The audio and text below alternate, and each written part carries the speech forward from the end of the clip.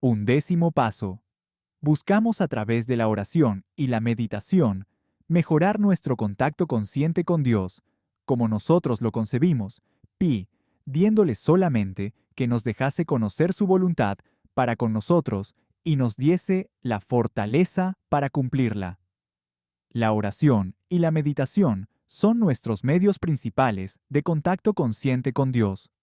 Los AA somos gente activa que disfrutamos de las satisfacciones de enfrentarnos a las realidades de la vida, normalmente por primera vez, y que vigorosamente tratamos de ayudar al próximo alcohólico que llega.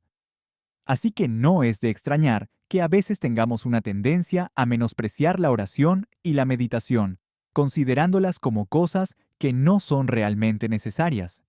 Creemos, sin duda, que son cosas que nos pueden ayudar a responder a algún problema urgente, pero al principio, muchos de nosotros somos propensos a considerar la oración como una especie de misteriosa maniobra de los clérigos, de la cual podemos esperar sacar algún beneficio de segunda mano. O quizás, ni siquiera creemos en estas cosas. A algunos de nuestros recién llegados, así como a los agnósticos de antaño, que tenazmente siguen considerando al grupo de AAA como su poder superior, la poderosa eficacia de la oración les puede parecer poco convincente o totalmente inaceptable, a pesar de toda la lógica y la cantidad de experiencia que la atestigua. Aquellos de nosotros que una vez compartíamos estos sentimientos, podemos entender y comprenderlos. Recordamos muy bien ese algo que, desde las profundidades de nuestro ser, seguía rebelándose contra la idea de someternos a cualquier Dios. Además, muchos de nosotros nos valíamos de una lógica muy contundente que probaba que no existía ningún Dios. ¿Cómo se explicaban todos los accidentes, enfermedades, crueldades e injusticias del mundo? ¿Cómo se explicaban todas aquellas vidas infelices que eran la consecuencia directa de un nacimiento desgraciado o de las vicisitudes incontrolables de las circunstancias? Estábamos convencidos de que, en un mundo tan caprichoso, la justicia no podía existir, y por lo tanto, tampoco podía existir Dios. A veces, recurríamos a otras tácticas. Vale, nos decíamos, es probable que la gallina existiera antes que el huevo. Sin duda, el universo tuvo alguna especie de primera causa. El dios del átomo, quizá, oscilando entre el frío y el calor. Pero no había evidencia alguna de la existencia de ningún dios que conociera a los seres humanos o que se interesara en la humanidad. Sí, nos gustaba AA, y no vacilábamos en decir que AA había obrado milagros, pero nos resistíamos a probar la meditación y la oración, tan obstinadamente como el científico que se niega a hacer un experimento por temor a que sus resultados refutaran su teoría predilecta. Claro está que acabamos haciendo el experimento, y cuando obtuvimos resultados inesperados, cambiamos de opinión. De hecho, cambiamos de convicción. Así nos vimos firmemente convencidos de la eficacia de la meditación y la oración. Y hemos descubierto que lo mismo puede ocurrirle a cualquiera que lo pruebe. Con mucha razón se ha dicho, casi los únicos que se burlan de la oración son aquellos que nunca han rezado con suficiente asiduidad. A aquellos de nosotros que nos hemos acostumbrado a valernos asiduamente de la oración, el tratar de desenvolvernos sin rezar nos parecería tan poco sensato como privarnos del aire, de la comida o de la luz del sol. Y por la misma razón, cuando nos privamos del aire, de la comida o de la luz del sol, el cuerpo sufre. Y de la misma manera, cuando nos negamos a rezar y a meditar, privamos a nuestras mentes, a nuestras emociones y a nuestras intuiciones de un apoyo vital y necesario. Así como el cuerpo puede fallar en sus funciones por falta de alimento, también puede fallar el alma.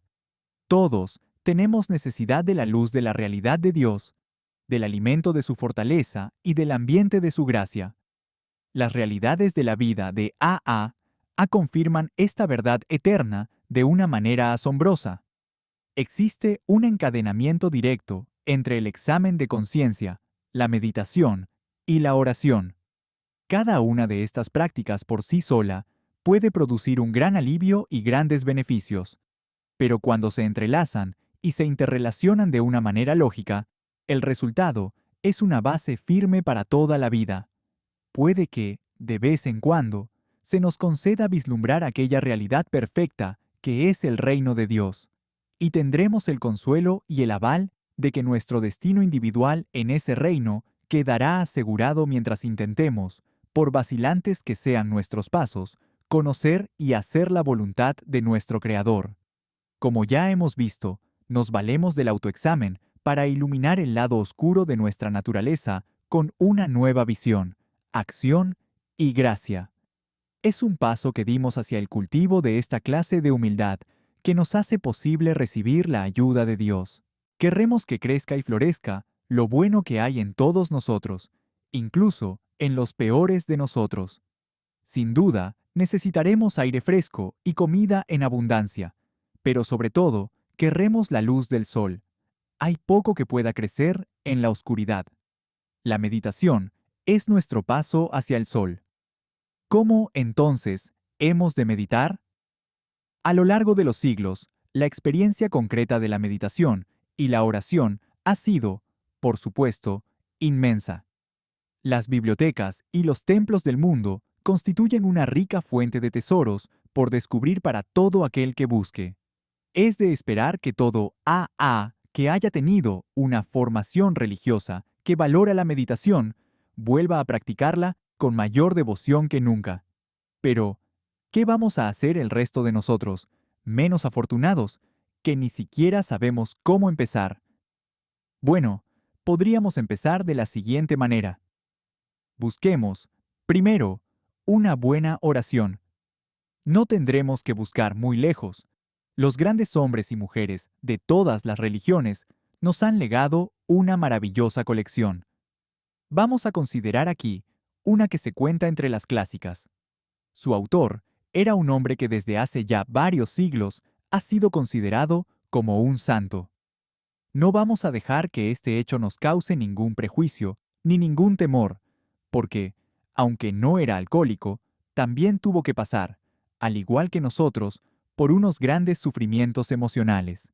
Y al salir de estas dolorosas experiencias, expresó con la siguiente oración lo que entonces podía ver, sentir y desear.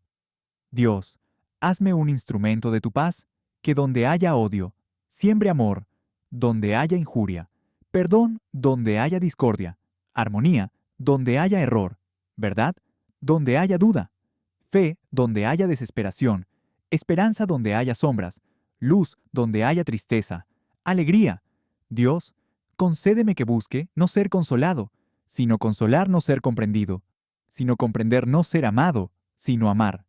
Porque olvidándome de mí mismo, me encuentro, perdonando, se me perdona, muriendo en ti, nazco a la vida eterna. Amén. Ya que somos principiantes en la meditación, puede ser conveniente que volvamos a leer esta oración varias veces muy lentamente, saboreando cada palabra e intentando absorber el significado profundo de cada frase e idea.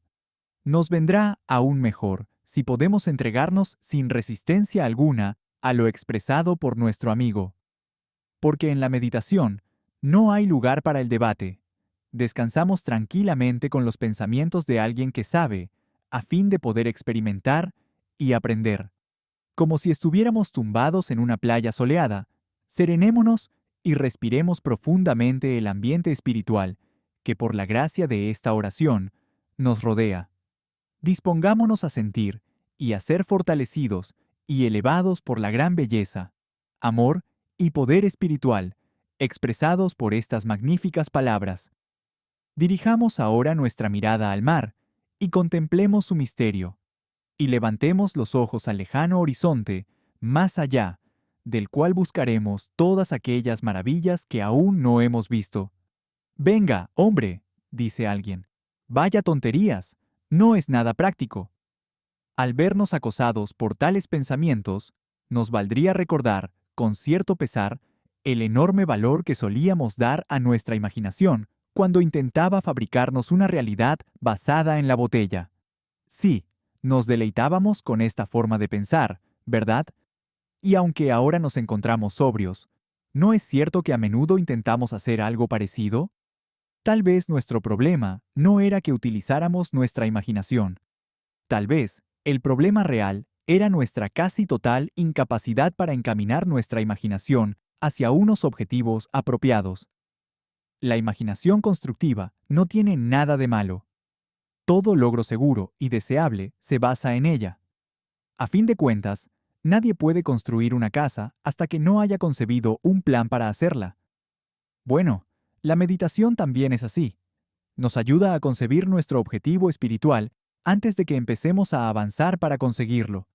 Así que regresemos a aquella soleada playa, o si prefieres, a las llanuras o las montañas, cuando, por tales simples medios, hayamos alcanzado un estado de ánimo que nos permite enfocarnos quietamente en la imaginación constructiva. Podemos proceder de la siguiente manera. Volvemos a leer nuestra oración y nuevamente intentamos apreciar la esencia de su significado. Nos pondremos a pensar en el hombre que originalmente la rezó. Ante todo, quería convertirse en un instrumento. Luego, pidió la gracia para llevar el amor, el perdón, la armonía, la verdad, la fe, la esperanza, la luz y la alegría a todos cuantos pudiera. A continuación, expresó una aspiración y una esperanza para él mismo. Esperaba que Dios le permitiera también a él encontrar algunos de estos tesoros. Esto lo intentaría hacer olvidándose de sí mismo. ¿Qué quería decir esto de olvidarse a sí mismo? ¿Y cómo se propuso realizarlo? Le parecía mejor consolar que ser consolado, comprender que ser comprendido, perdonar que ser perdonado. Esto podría ser un fragmento de lo que se llama la meditación.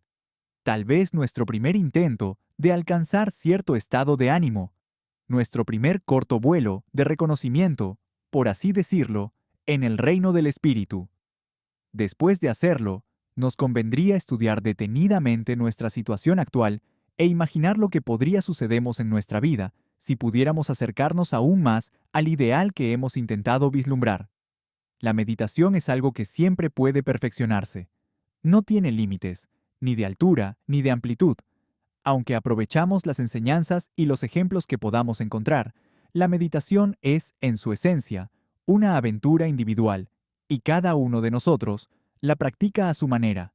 No obstante, siempre tiene un solo objetivo: mejorar nuestro contacto consciente con Dios, con su gracia, su sabiduría y su amor.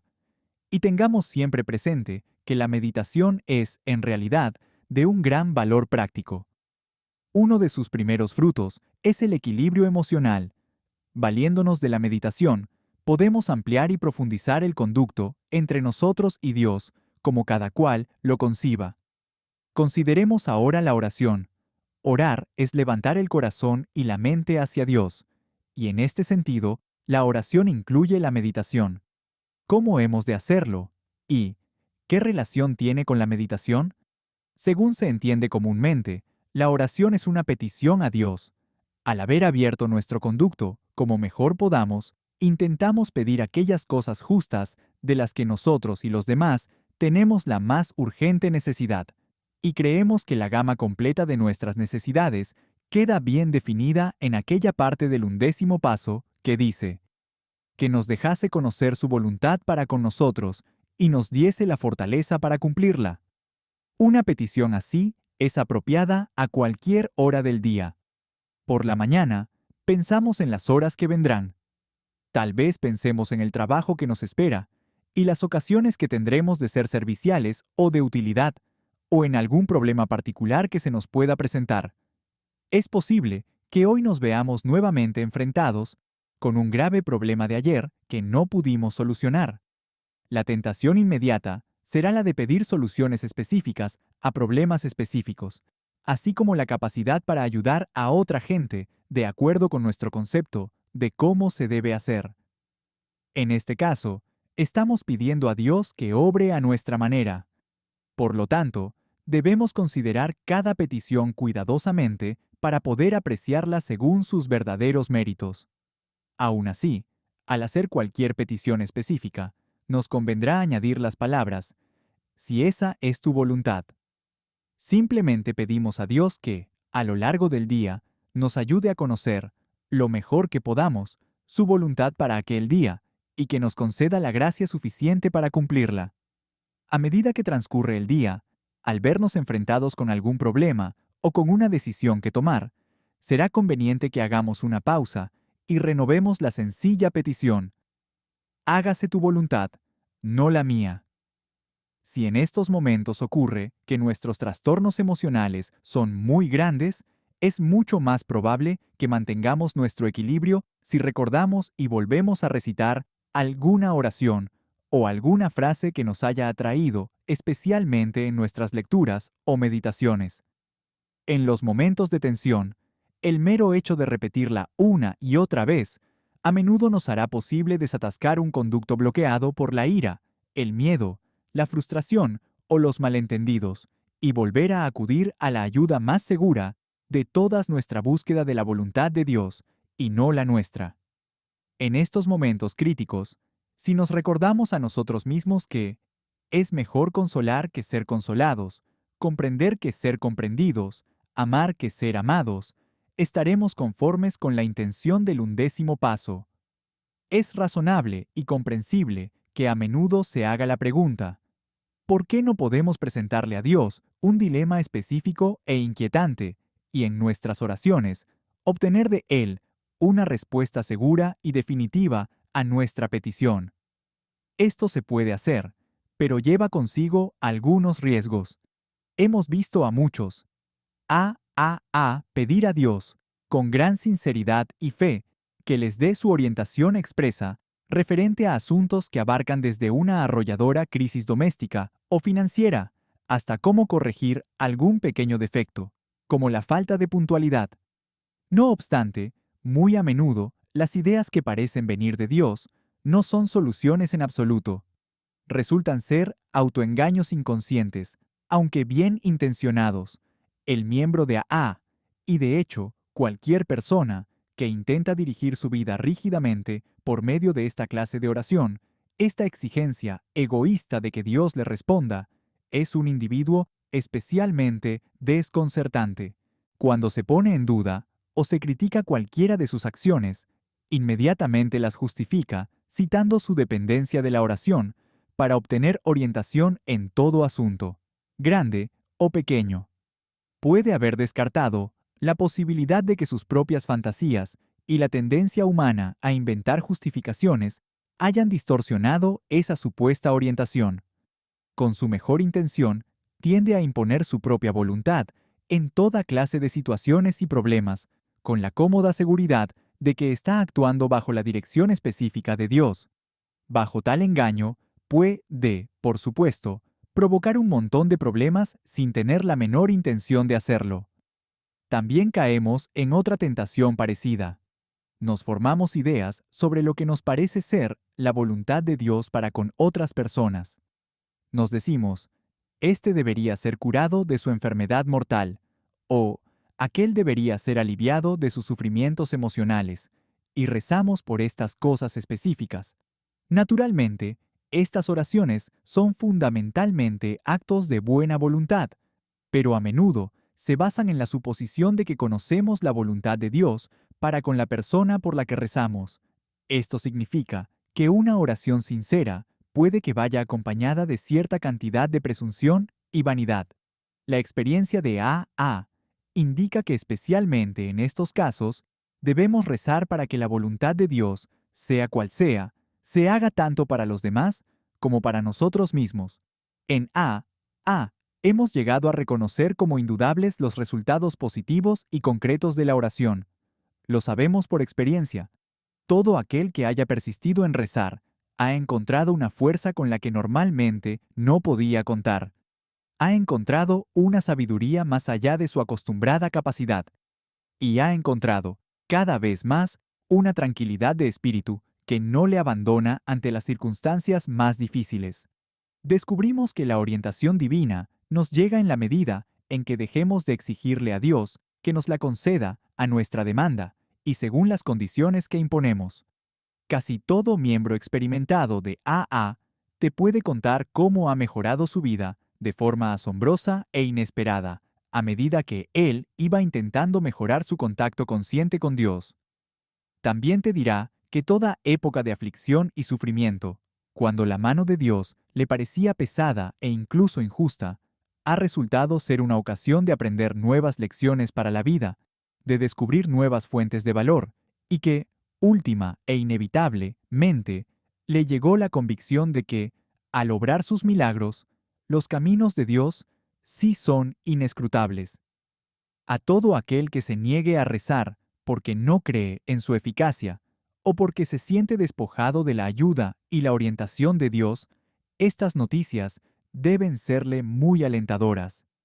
Todos nosotros, sin excepción, pasamos por temporadas en las que solo podemos rezar mediante un inmenso esfuerzo de voluntad. Hay momentos en los que ni siquiera esto nos sirve. Nos sobrecoge una rebeldía tan corrosiva que simplemente rehusamos rezar. Cuando nos ocurren estas cosas, no debemos juzgarnos despiadadamente. Debemos simplemente reanudar la oración tan pronto como podamos, haciendo así lo que sabemos que nos va bien. Tal vez una de las recompensas más grandes de la meditación y la oración es la sensación de pertenecer que nos sobreviene. Ya no vivimos en un mundo totalmente hostil. Ya no somos personas perdidas, atemorizadas e irresolutas. En cuanto siquiera vislumbramos la voluntad de Dios, en cuanto empezamos a ver que la verdad, la justicia y el amor son las cosas reales y eternas de la vida, ya no nos sentimos tan perplejos y desconcertados por toda la aparente evidencia de lo contrario que nos rodea en nuestros asuntos puramente humanos. Sabemos que Dios nos cuida amorosamente. Sabemos que cuando acudimos a Él, todo irá bien con nosotros, aquí y en el más allá.